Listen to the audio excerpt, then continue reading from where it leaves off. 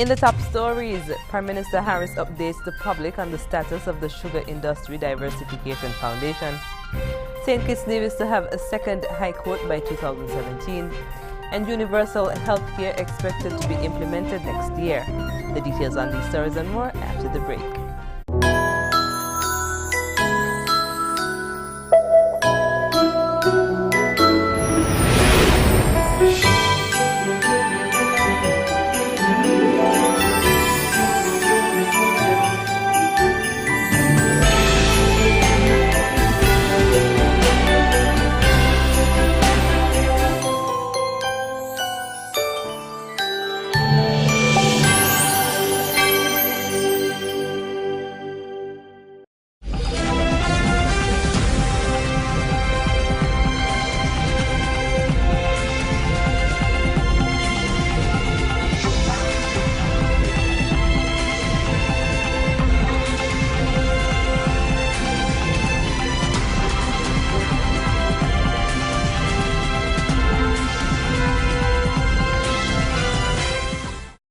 Hello and welcome to the ZSR Channel 5 newscast. I'm Caleb Barrage. Prime Minister Dr. The Honorable Timothy Harris updated the general public on the status of the Sugar Industry Diversification Foundation during the sitting of National Assembly on Tuesday. Dr. Harris noted that there have been a number of issues with the SIDF leading up to the 2015 elections, to which Team Unity spoke to with respect to the establishment and operations of the organization. Prime Minister Harris said that upon taking office in February 2015, plans were put in place to address the concerns. Priority was given to understanding the workings of this private foundation, which was being put in receipt of quite significant sums of money from the CBI program. A board of councillors was appointed with Dr. Robertine Shadderton as chairperson. Dr. Shadderton, of course, is an extremely well-respected accounting mind throughout the region and beyond. Prime Minister Harris noted that the auditing firm Ernst & Young was retained to conduct a review from 2010 to 2015. He said their reports revealed that understanding the workings of the SIDF was not an easy task.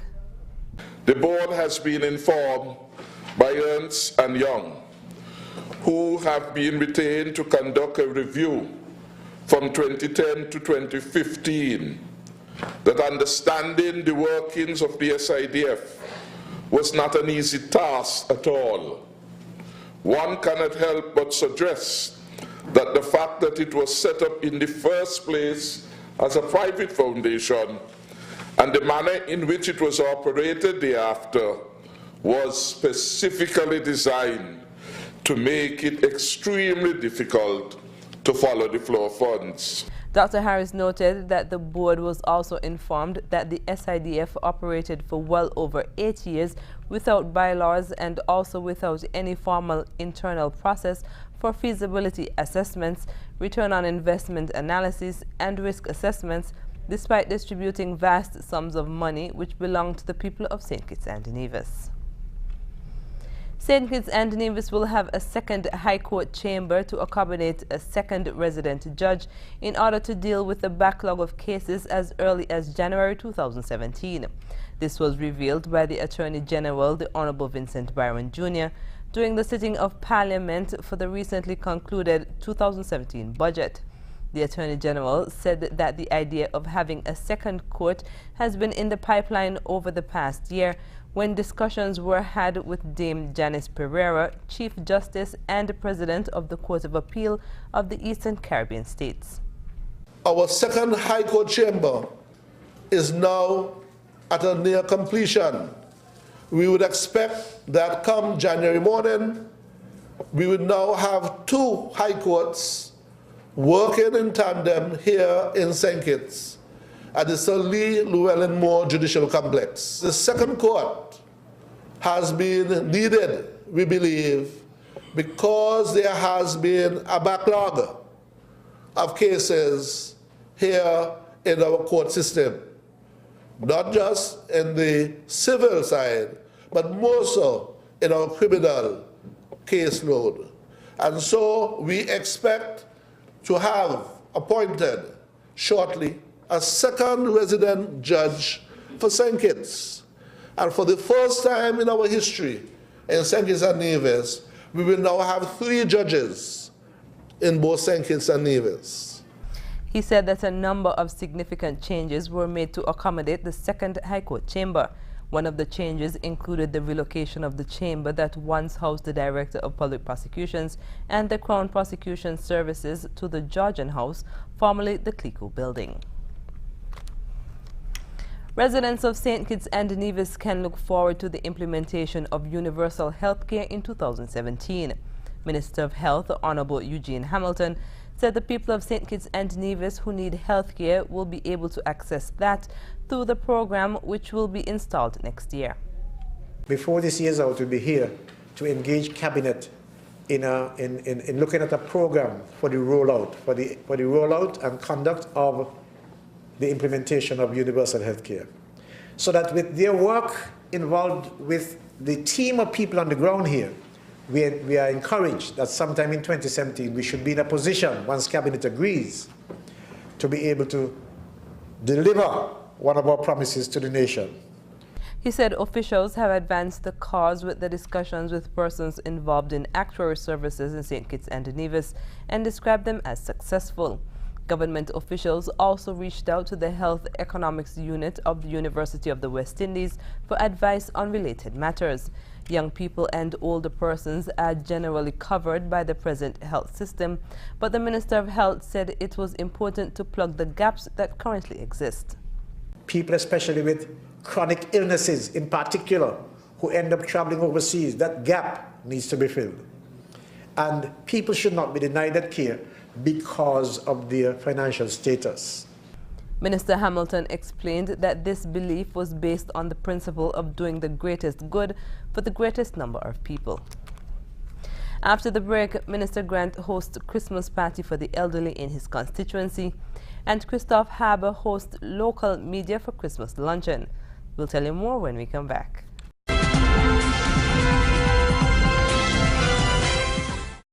Over 150 senior residents of constituency number 4 attended a Christmas party hosted by Parliamentary Representative Honorable Lindsay Grant on Sunday. Minister Grant said the party forms part of activities geared towards engaging his constituents. This is only the second year this has been held, but when we have our annual Christmas parties, we've been running that for the last 20 years. But last year we decided to add a new dimension to what we do to engage the community at Christmas time, and we came up with the idea of a party for the seniors. So we came out this afternoon. They have their food, their drinks, their games, their poetry, and their singing and whatsoever. Just a real joyous occasion for them to enjoy themselves. He also thanked those who made the event a success. I really want to thank the good people of constituency number 4 who have reposed their trust and their confidence in me.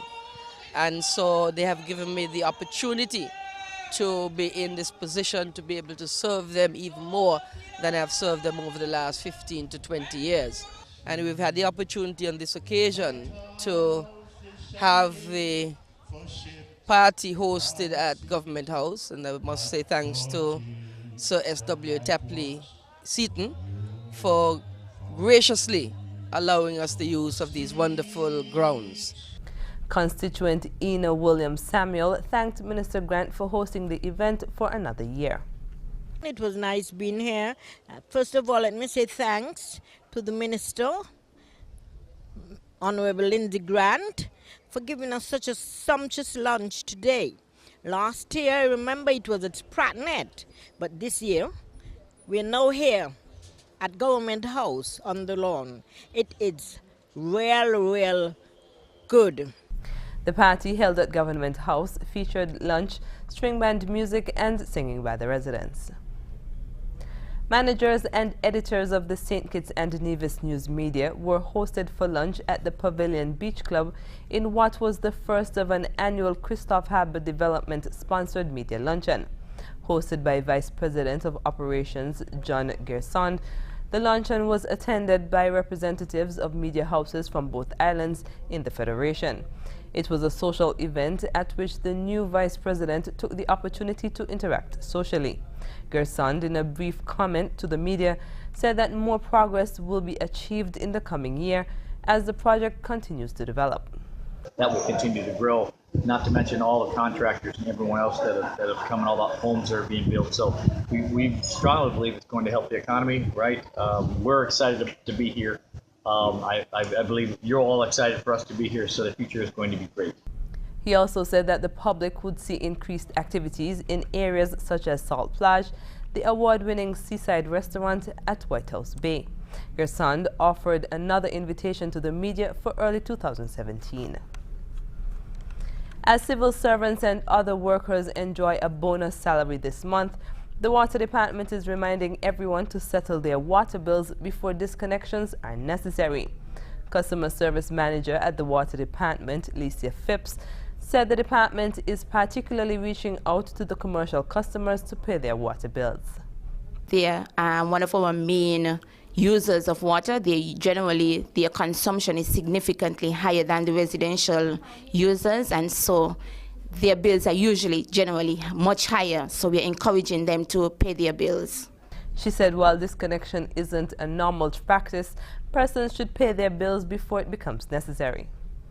Water is essential and everybody must have access to water, but persons must bear in mind, in order for us to continue providing water, we have to collect the revenue that is due to us. So we're encouraging them to go out and pay their bills. We don't really want to do disconnection unless it becomes absolutely necessary. Ms. Phipps also noted that the Water Department's cashiers have moved from the Inland Revenue Department to the General Post Office in Bastyr. Coming up, officials note improvement of treatment of HIV/AIDS in Trinidad and Tobago. The details when we come back.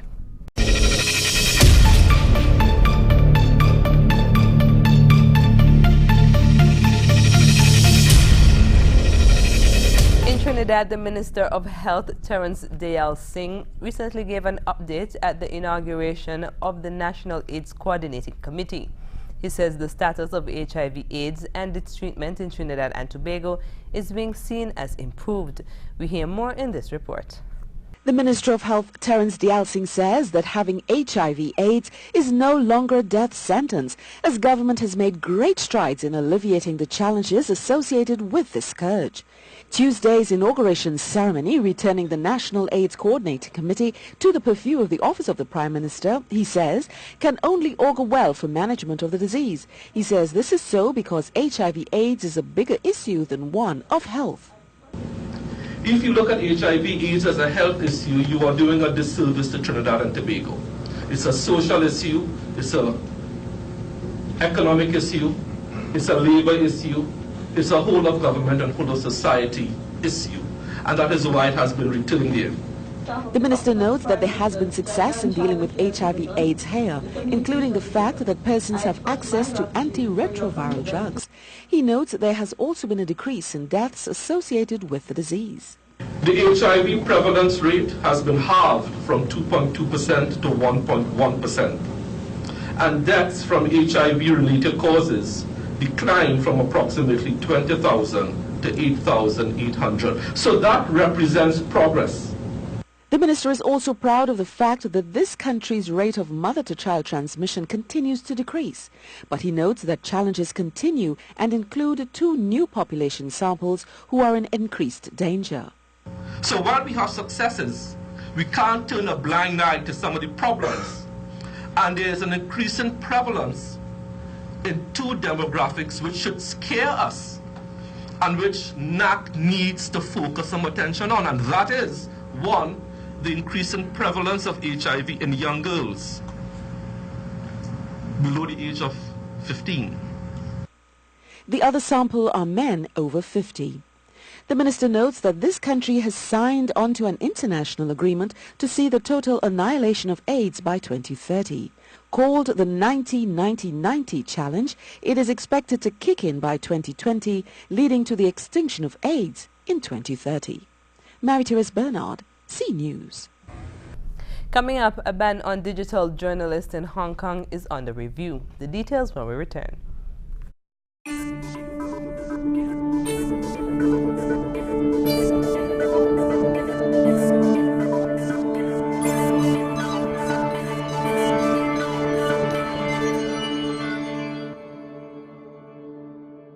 government ban on journalists who work for digital media organizations to attend government events has been ruled unfair in Hong Kong. There's now pressure on government leaders to lift their long-standing ban. It's polling day for a crucial council election in Hong Kong. Local journalists gather at the media centre for government updates, but not every reporter is allowed in.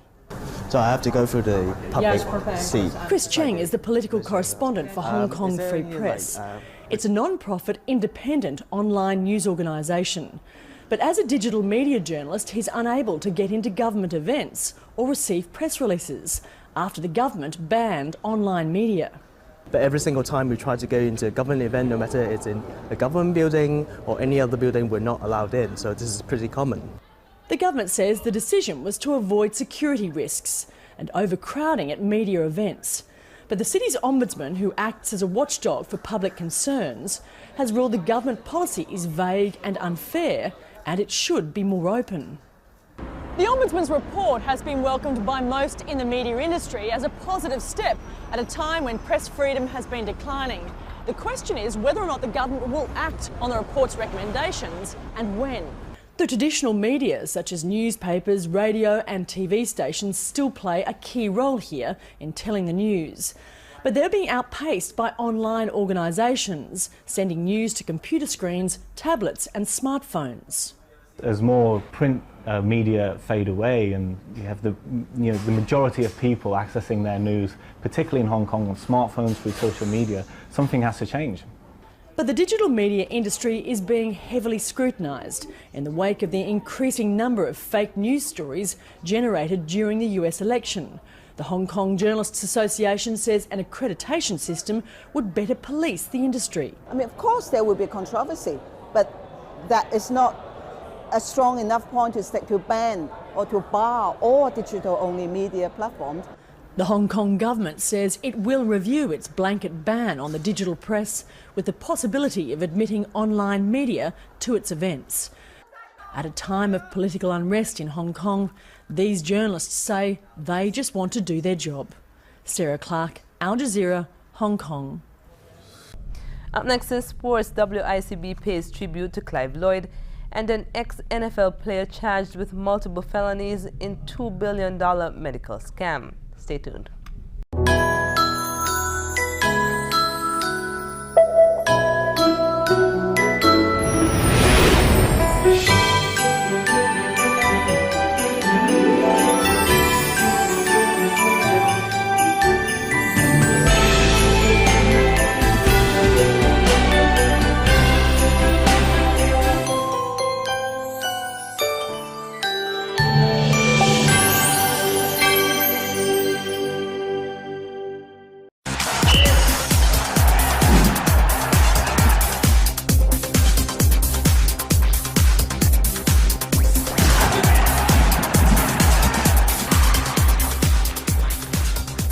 The West Indies Cricket Board yesterday paid glowing tribute to Clive Lloyd, the former West Indies captain, for his 50 years of service to the game.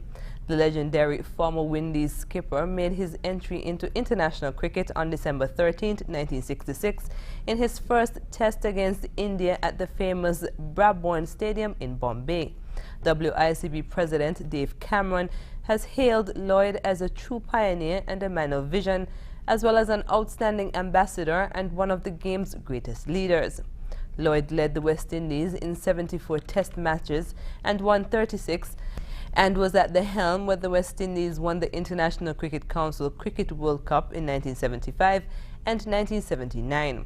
Cameron said Lloyd has earned great respect as an ICC match referee and chairman of the ICC Cricket Committee.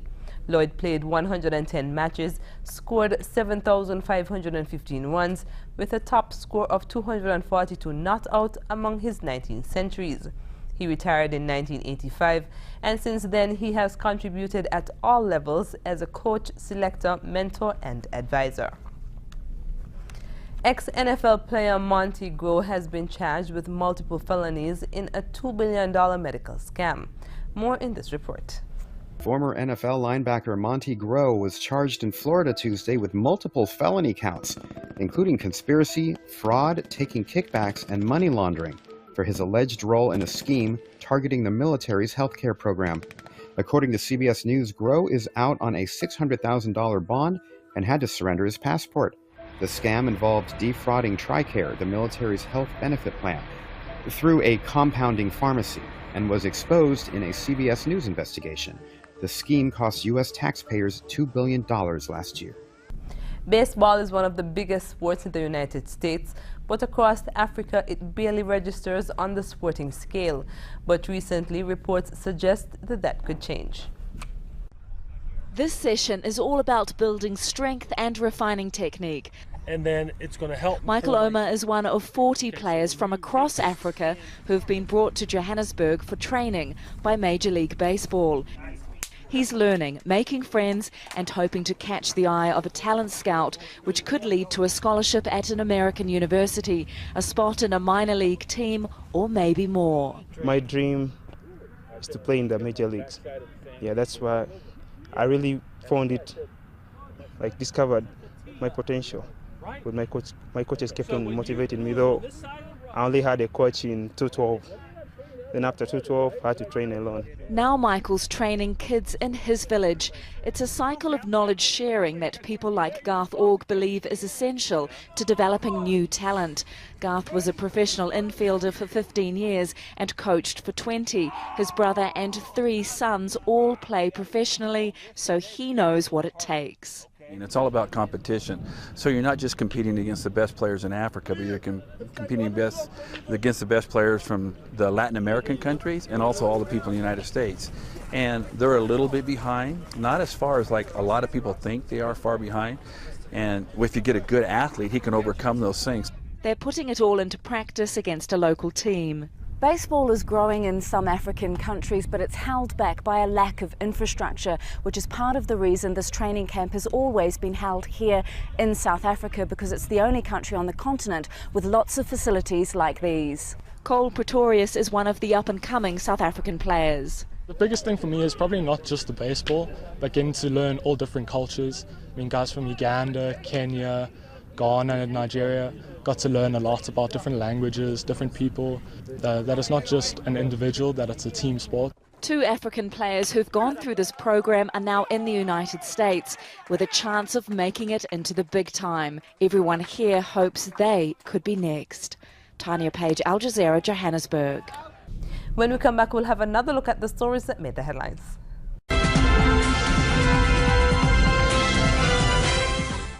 Recapping the top stories.